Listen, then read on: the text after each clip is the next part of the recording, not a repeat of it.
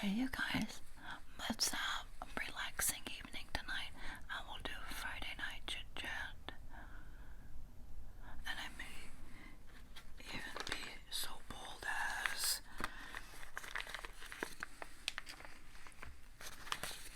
to try again the Big Leaf Chew Swingin' Sour Apple Bubblegum.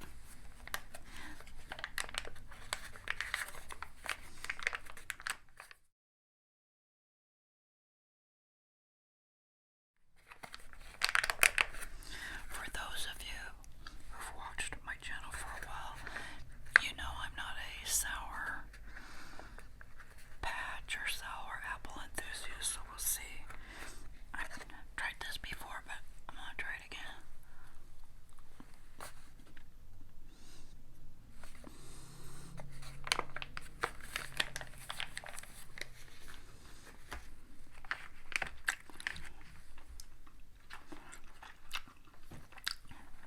This can be one of those lay your head back, close your eyes, and relax videos.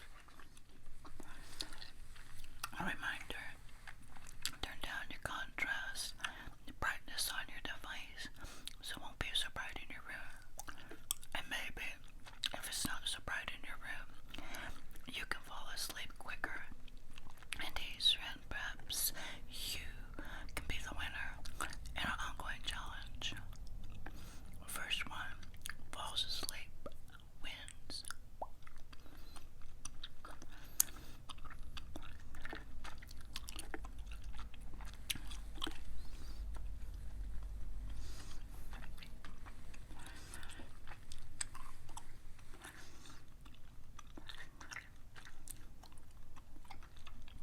So, for those of us who choose to be home on a Friday night, this is kind of fun.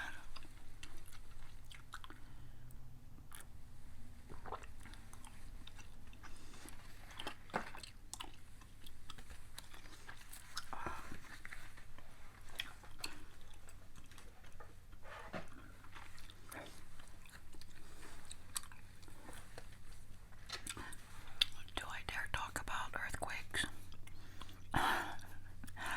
We're here in Southern California, and ICYMI, in case you missed it, there's been a ton of larger earthquakes recently, like this past week, but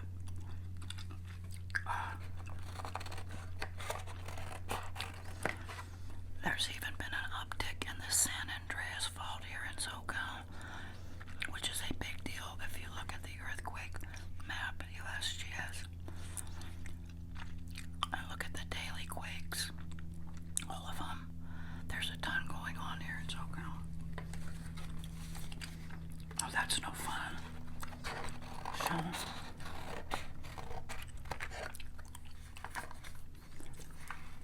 but in my mind, I'm thinking that if there's a whole bunch of little ones, it's easing out the trouble spots. So instead of like one great big boom, there's just a lot of little ones. What do you think? I don't know.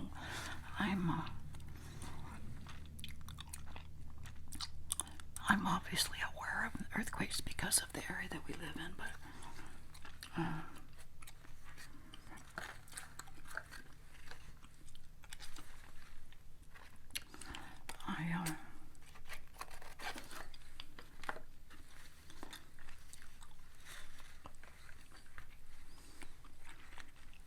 I don't know how they decide to erupt. So,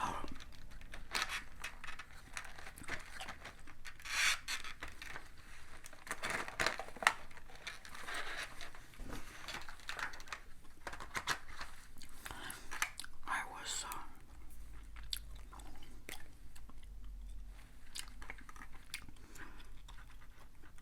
reminded of the jumbo quakes we had. It was in the early 70s. I'm sure you've heard of the Northridge quake, the recent Northridge quake. Maybe a decade or so. But the original earthquake in Northridge in the early 70s. Oh my goodness. Honestly, prior to that quake, I have no recollection of earthquakes. So I think it happened in 72 or 73. So I was like, what, 12, 13, 14 years old. And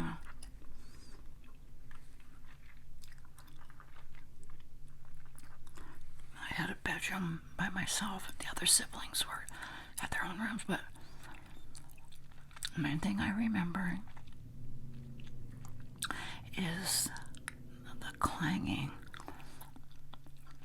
crashing on my mirror. I had a big mirror on top of my dresser, and draped across each corner, top of the mirror, were rosary beads. I must have had 3 or 4 glass pearl gem-like rosary beads on each corner. Yes, we were Catholic. I was all about the rosary beads, and they just clanged and clanged and clanged. Nothing broke. I remember them clanging, and I remember the window jamb, shaking. It's pretty early in the morning. 6 or 7-ish, maybe. I remember my mom running in, and I don't remember the big scare back then about, oh my goodness, like, what about the gas lines? What about your water pipes, your gas pipes, your water heater, hot water heater?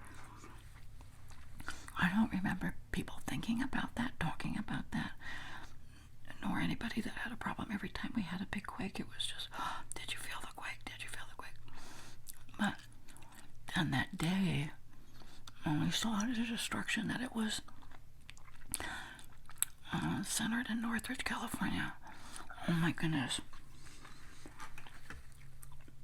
I remember seeing like apartments collapsed, and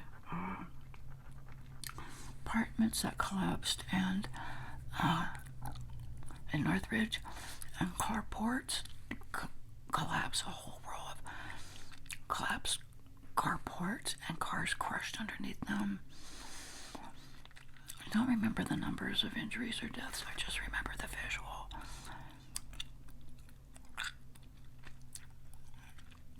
On the news, and they kept saying, be ready for an aftershock, be ready for an aftershock. So,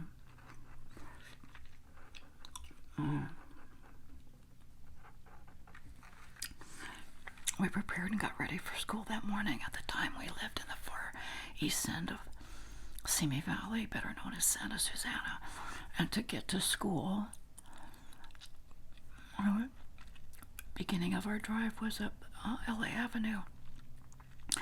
And at the time, as you were approaching Tapple, which was like the main drag back then, off to the left was like a little airport and little buildings, like an old strip mall with like a hotel and a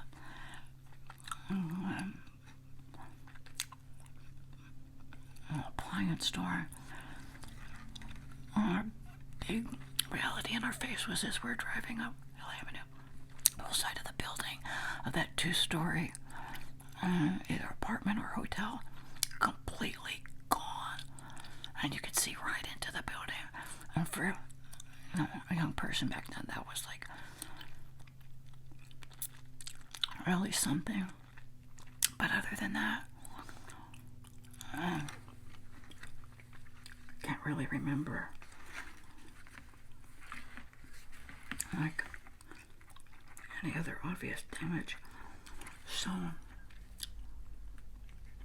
that was Northridge in the early 70s. And then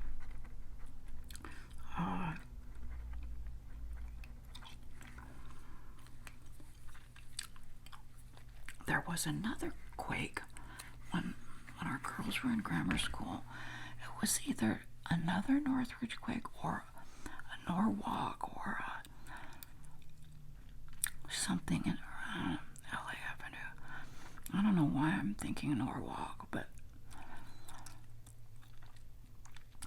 they refer back to that. It was like, remember the last quake? That was really crazy. I really do believe there's a keeper of the stars that protects you from stuff, because you guys are never going to believe this. When that quake came, I did the one thing you're never supposed to do in a quake, is to run around your house like a crazy woman with her head cut off. And that's exactly what I did. And girls were asleep in their bedroom. They were both in the same bedroom. And I feel the quake. And I dart to go out there in their bedroom.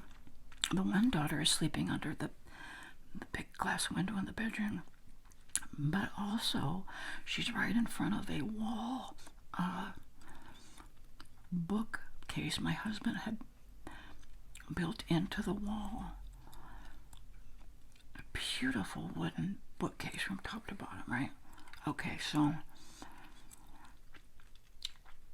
as kids do, every single toy, every knick-knack, every single thing you can imagine in a kid's play closet or toy box on that shelf, stuffed on the shelf from top to bottom. I go in there, I turn on the hall light, and I'm like standing there in their room, like just entered into their room.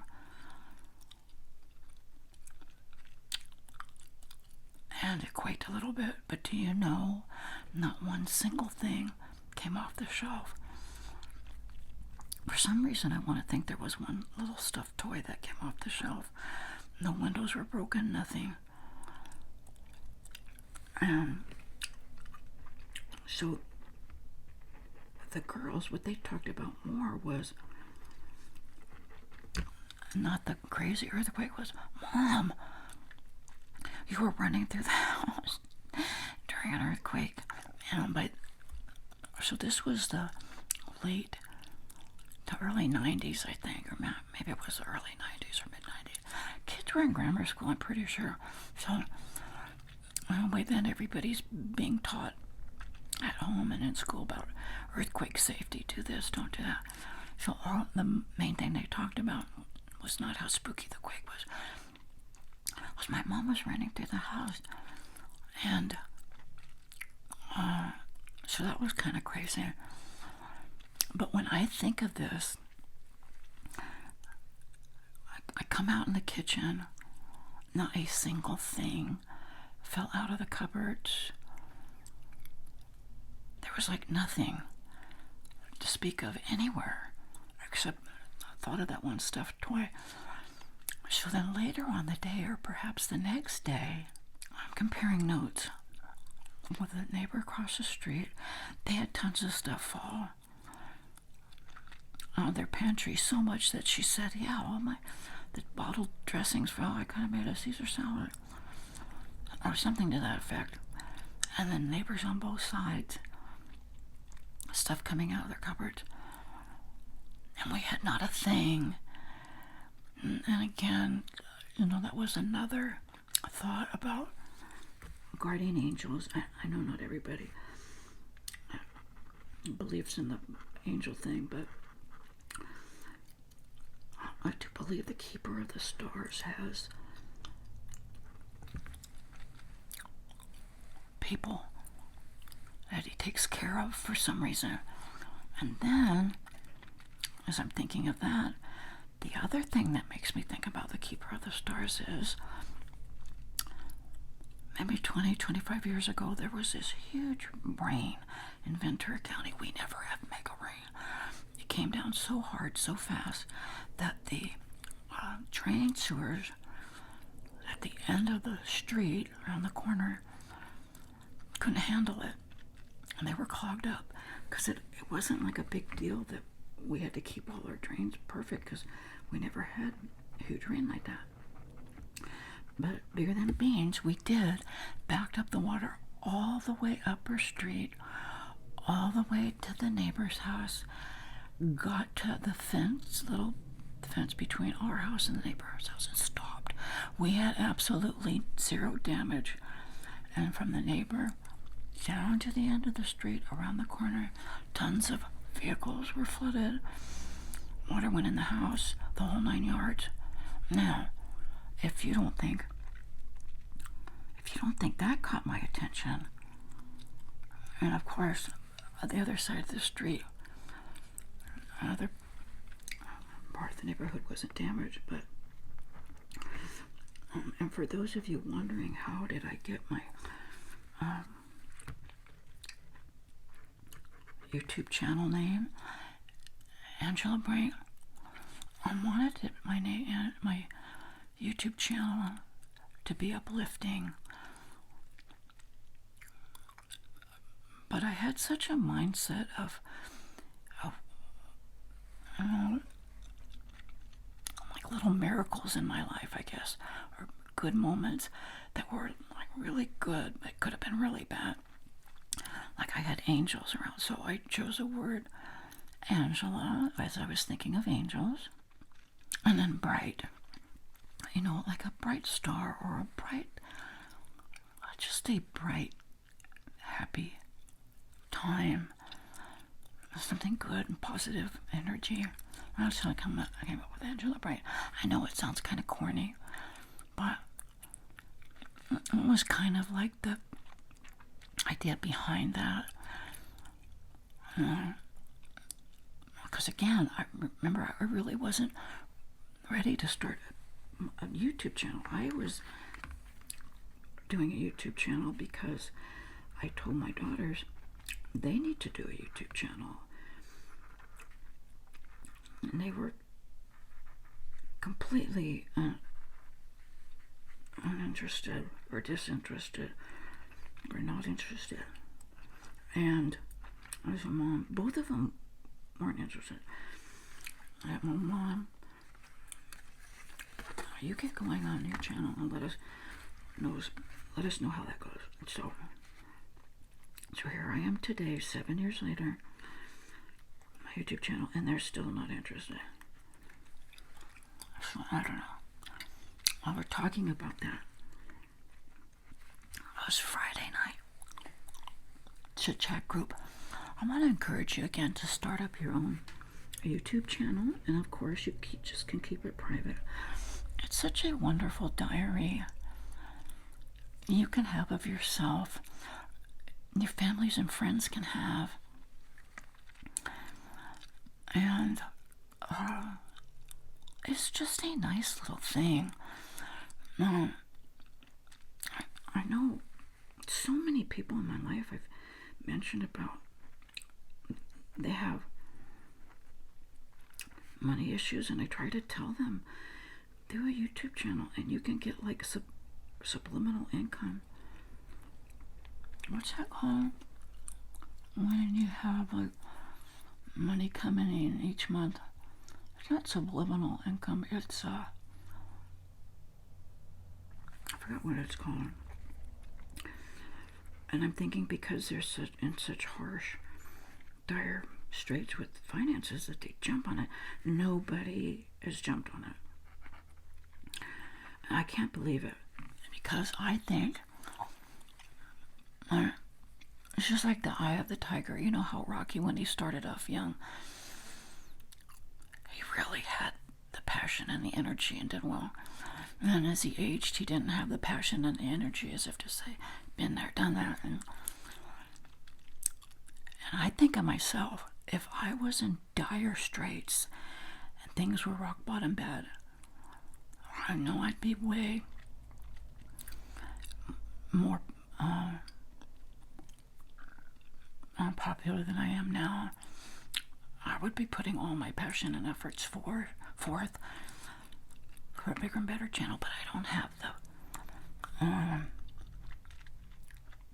I guess the do or die feeling you need to get on there and succeed. Like mega, like a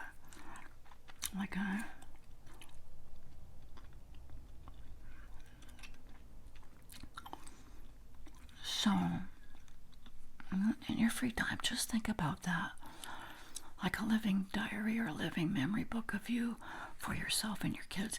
And even I look at like my old videos. I love my older videos.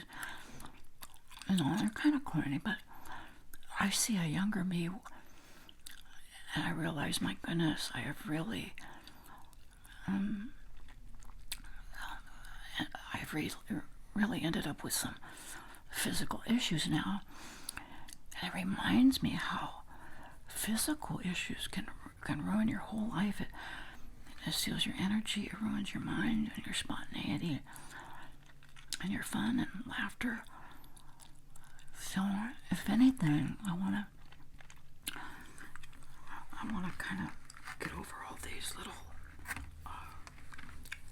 healthcare issues I have. Oops. Like all going on at the same time. Alright, so we talked about earthquakes, we talked about inspiring you to start your own channel. You know, it doesn't have to go public. Just keep it for yourself and your family. And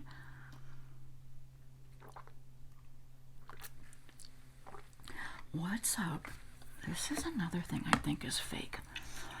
I think because I'm native Southern California, you get a feel for Hollywood and what's real and what's not. Reality, publicity, and stunts.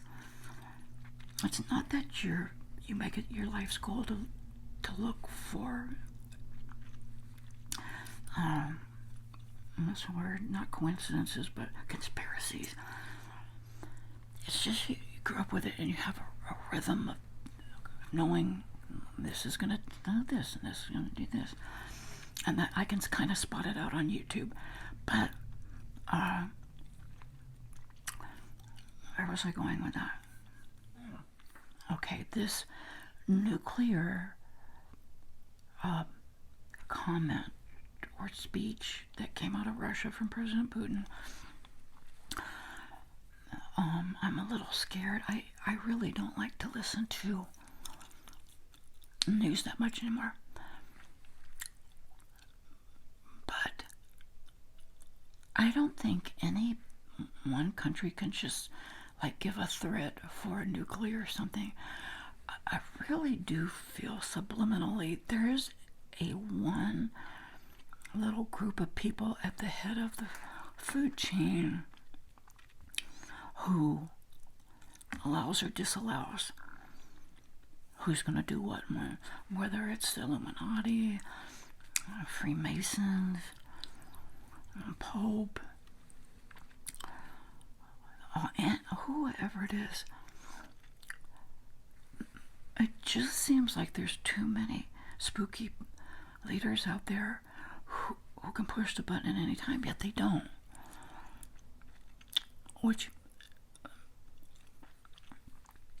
leads me to believe that yes, there's a red button, but the red button can't work unless these head honchos push their red button. Maybe I'm late to the party, and maybe this is known information. But I'll go backwards. Like, I figure out everything backwards in my life. I think because I was dyslexic, or I think I obviously am still dyslexic. It seems like, okay, the Queen passed away. We kind of maybe seen that. Her husband, her love of her life, passed away a year and a half ago, maybe. And I think the saddest picture I've ever seen of the sweet Queen was her sitting by herself with a mask on and her black attire at her husband's funeral. And just the thought to talk about it and see the picture in my mind's eye can make me cry again. But that's a devastating life issue when your sweetheart from your whole life passes on. And I've thought about that. My life, personally, my husband has known me since I was 17 or 16. 16 or 17. It's 1976, so. And of course, my parents and my siblings have known me the longest.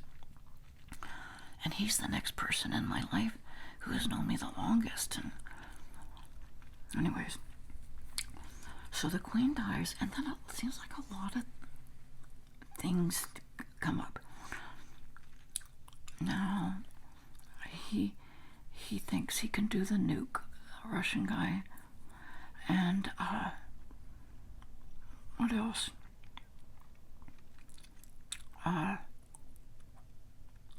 Something else. Oh, Israel is making some kind of big, like a war or peace statement today,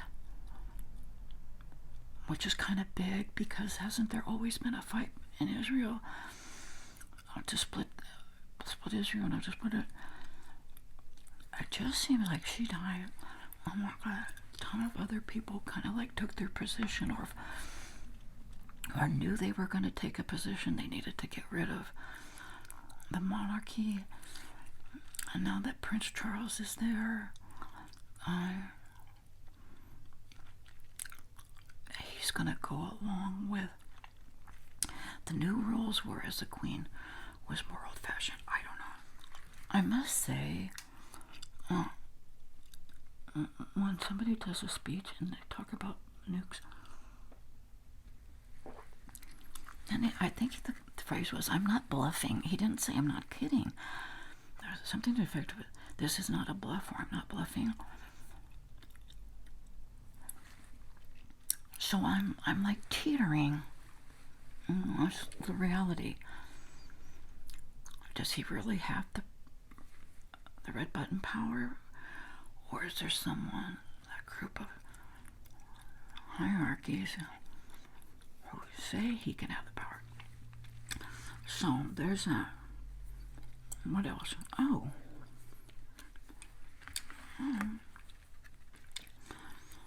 To make matters worse, now that we're getting fined for using too much water, my daughter, bless her heart, she has such a good program with doing the dishes. We pretty much quit using the dishwasher years ago. We just didn't appreciate the noise and the steam and the smell in the house. I was first to complain, and then my daughter pretty much followed suit. So she would do, we'd rinse dishes throughout the day, and we really had a good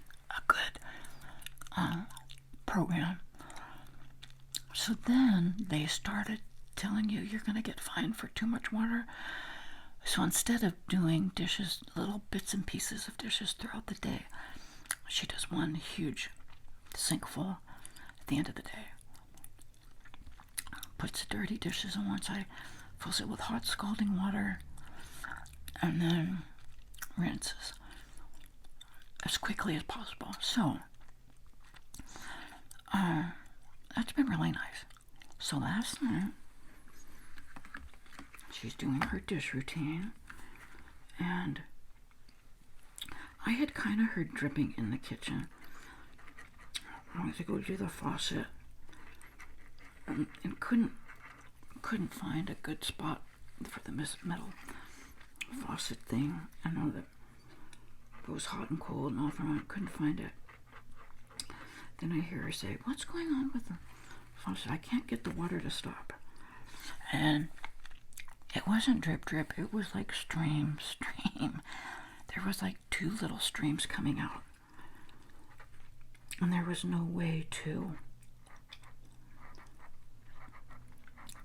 stop it. Thank goodness for my husband, who reminds us, shut the water off. What do you mean? There's a safety valve, but turn off the water. I'm so grateful for that. So I want to mention to you, next time you have the plumber come over here in SoCal, you're going to pay hundreds of bucks for a plumber to come out. But anyways, see if they can install an off and on emergency switch while they're there. It's way worth it, because had we not had the emergency switch, we'd be making an emergency appointment, which is more than just a plumbing appointment. If you have to make an emergency plumbing appointment, you pay extra. So we would have had to pay that. Plus, I know the water coming out would have added up to our water usage, and we would have had to pay like a little fine. Just a whole domino effect. So the point of even mentioning that is to see if all your water areas, which is the kitchen sink, both bathrooms, well, actually there's 2 bathrooms, 4 sinks. So a kitchen, 2 sinks in a bathroom, 2 sinks in a bedroom, sink in the laundry room. I'll have to follow up if they have a turn off switch for outside, but it'd be worth it to do it. And don't be fooled. Like, LA is all on TV saying, congratulations, Los Angeles, you're using 40% more, you're using 20% more water. I remember us going through this 4 or 5 years ago. Don't take showers every day. All these different things to save on water, right? Yeah, that was when we were still going out every day. Cities were green. All the buildings, Main Street, everything was green.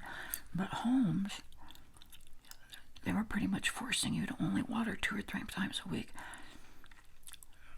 Our grass and our shrubs were horrible. So nothing came of it when we inquired on the city and county, shut your water. And they all said, oh, we don't have local power over the water. But now, nobody has, no city or county, it's all dead. So, just so you know, the biggest culprit of all that water was the city and the county taking care of all the city things. And so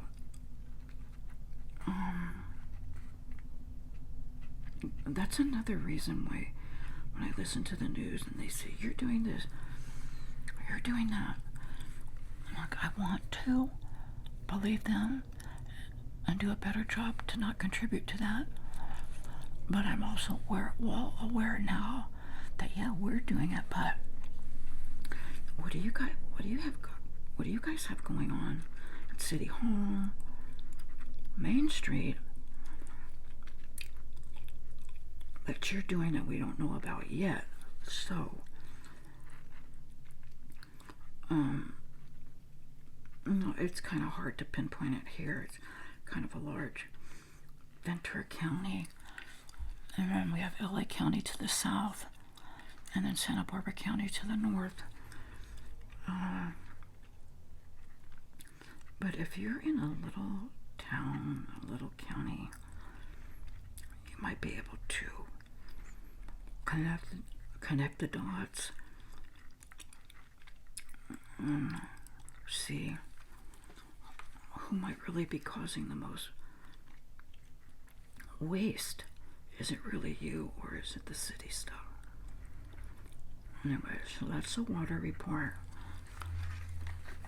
Lake Mead, that's our second home. Las Vegas is kind of like our second hideaway. Needless to say, we haven't been there since COVID, but Lake Mead was such a fun sports place for us to take a day or two away from Vegas, downtown Vegas.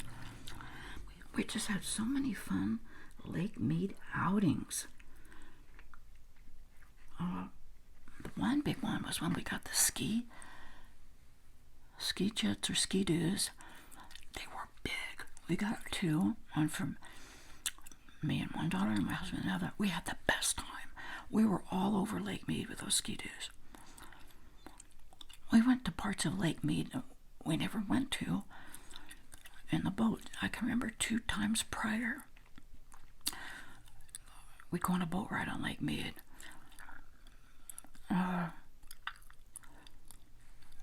One time we went on a boat trip, and then the next time my husband figured out you could take your own boat, and we did our own boat, and that was kind of fun too.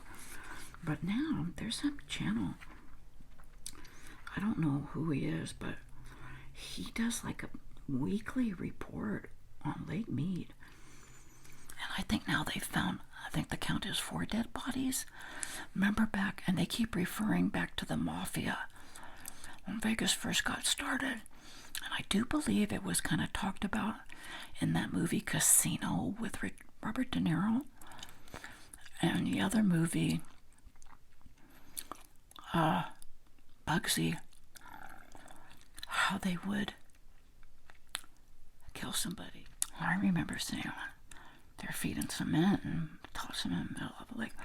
So, one person was not a mafia. It was an actual family member that they identified. But,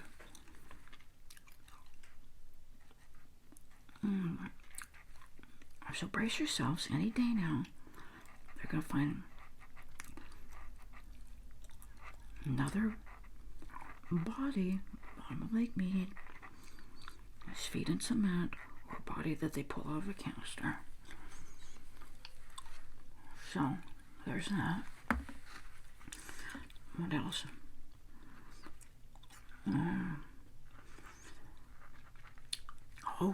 Kind of speaking of Vegas, we still haven't watched that Elvis movie.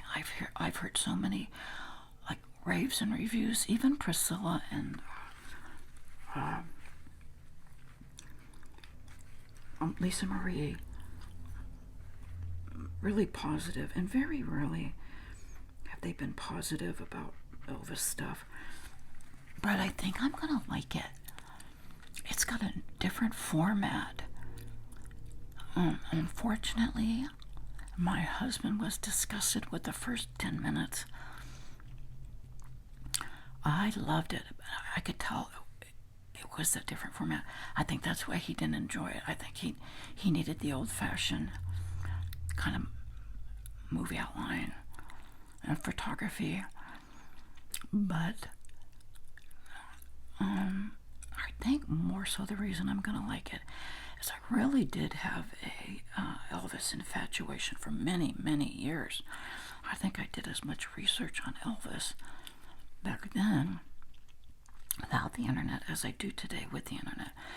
But even Tom Parker and, little tidbits about how he even ended up to be Elvis's manager.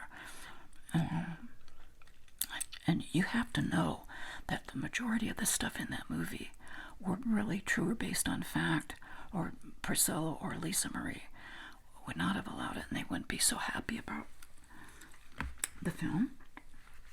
So I was really getting into it as it started off with Colonel Tom Parker. And I was surprised to see Tom Hanks was Tom Parker. He kind of, what I could tell the first 5 or 10 minutes of the film, was doing a good job, but I missed the part that Tom Hanks was in it. So I think I'm going to like it. I'm going to have to probably watch it alone on my iPad. It's free on HBO, if you guys are wondering. HBO Max.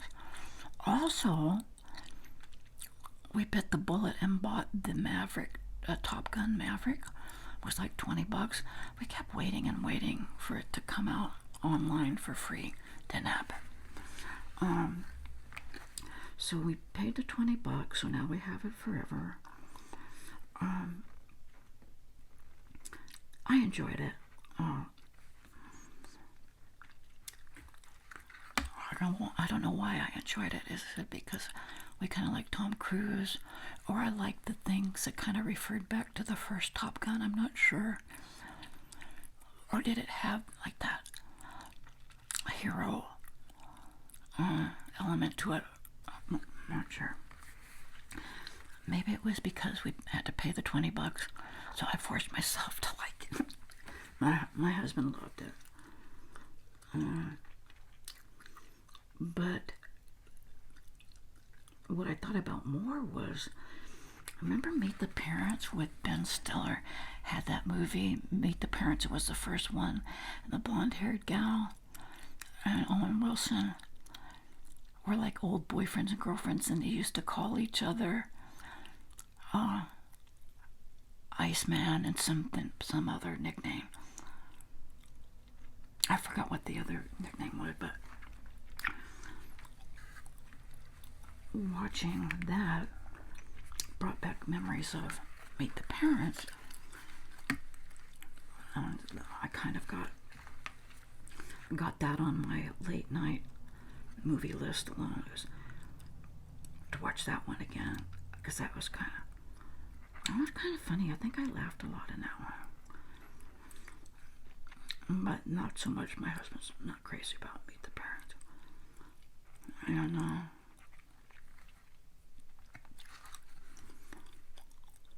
So there's that. Oh, Dancing with the Stars. Monday night. Is it not going to be on TV ever? Is it totally streaming on the Disney Plus channel? So disappointing. I do enjoy the no commercials, but we got around that when it was on television. We would record it and watch it the next day. So, for those of you, I See Why Am I, in case you missed it, Dancing with the Stars streams now on the Disney Plus channel. So we'll see. I'm gonna have to set my calendar timer to even remember now to watch it, because that's how we would remember to watch it. It would come up on our TV as, automatically recorded. I'm not crazy about the host and hostess as a team. For some reason, I did enjoy Tom Bergeron and the lady. They seemed like a match. For some reason, Tyra Banks and Alfonso, what's his name? I can't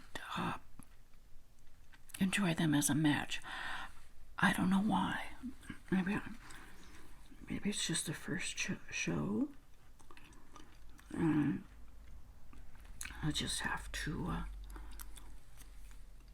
give it time, but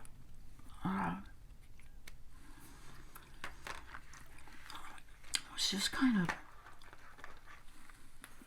awkward for me to enjoy the new host on board.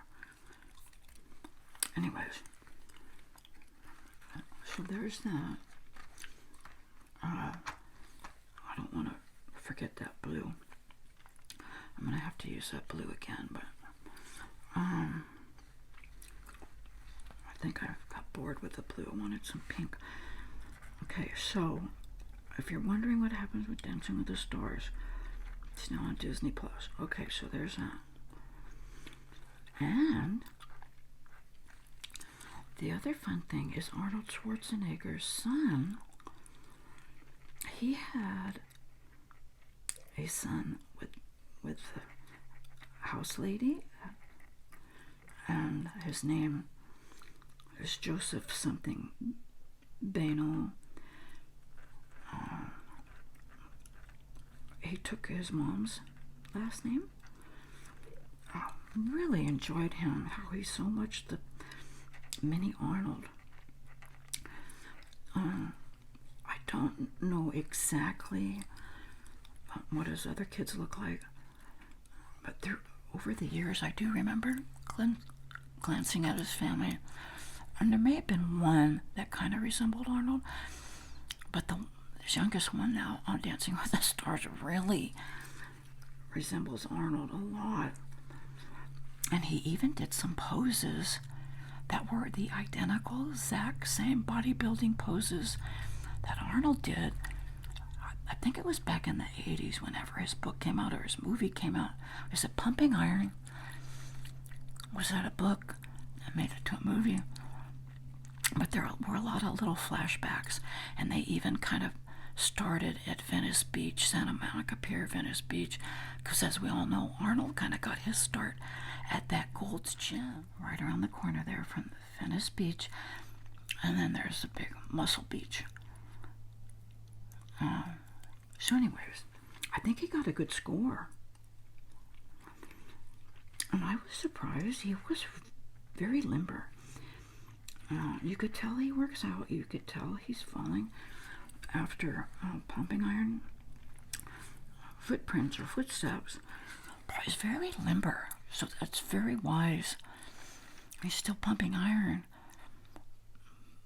but he was so limber. You know, he must be doing yoga or Pilates or all of the above to keep his body so flexible.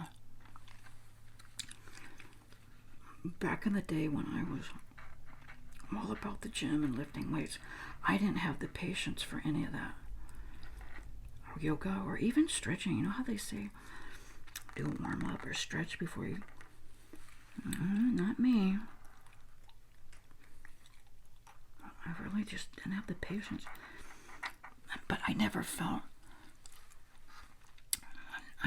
the problem for not stretching. They always say, oh, you're going to pull this, you're going to break that. You're going to have this injury if you don't stretch. It never happened to me. So perhaps if something had happened, maybe I'd be more willing to stretch.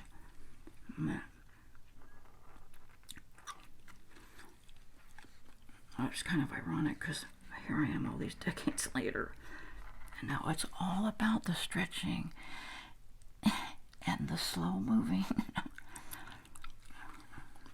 Terrible. All about being hydrated.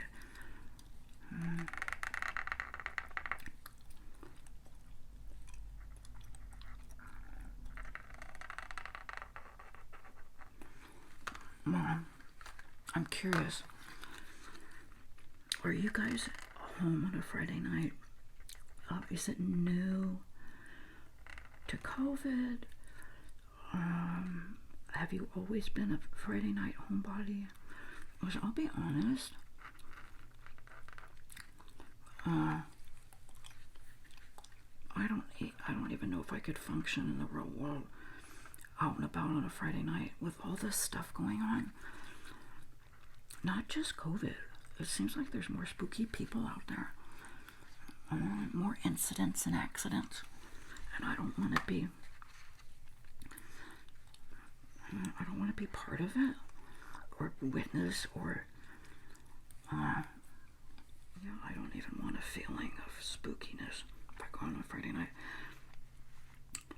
But Friday night used to be all that. From the 70s, I worked in Kmart. I used to get paid on Friday afternoons. And it just made Friday nights fun for something, because you had your money, right? I remember my dad saying, what do you got planned tonight? Friday night. And it was usually shopping at Kmart. I worked at Kmart, but then I'd go back. Kmart used to pay you in cash. What a good idea. They'd pay you in a cash envelope Friday afternoon.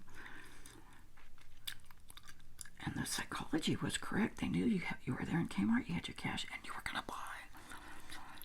And so that's true. That really was a fun Friday night for me back in the day. And of course, I was still in high school. But so then, pre-COVID, Friday night was the Moose Lodge. Oh my goodness.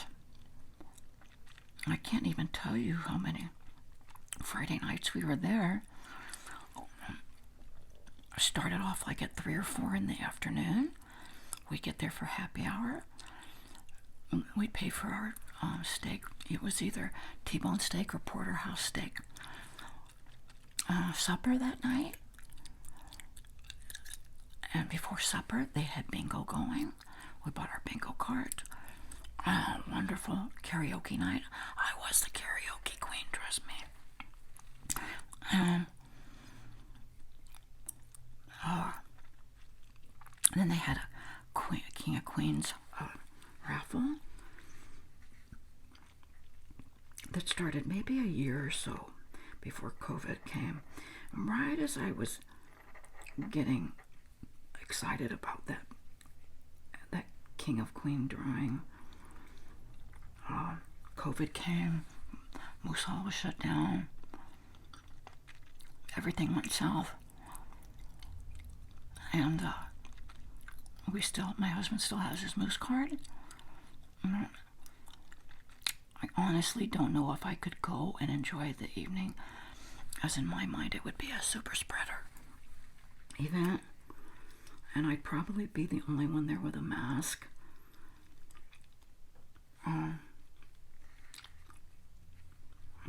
So I don't think I'll be doing that for a long while. My husband kind of feels the same, so. I told you about I had to go to the dentist last week. I was a little nervous walking out to my vehicle alone. I just had these thoughts pop up from TV.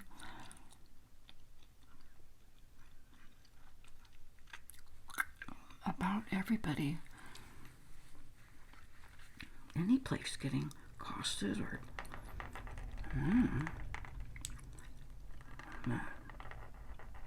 So anyways, I'm wondering, have you always been an in-house Friday night person? Or is it because of the times they are changing and you're just choosing to home on Friday night? Just kind of curious.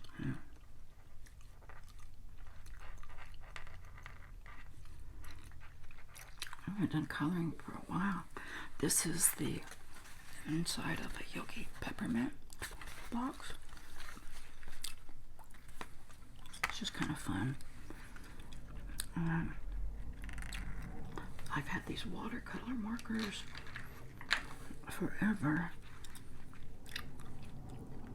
Really never used them how I had planned.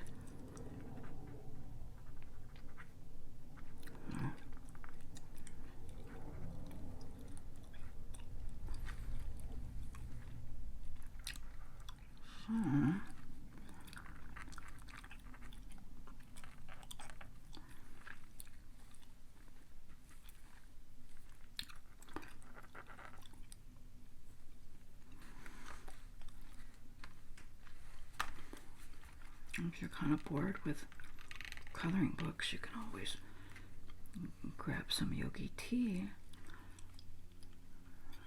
and get some artwork inside of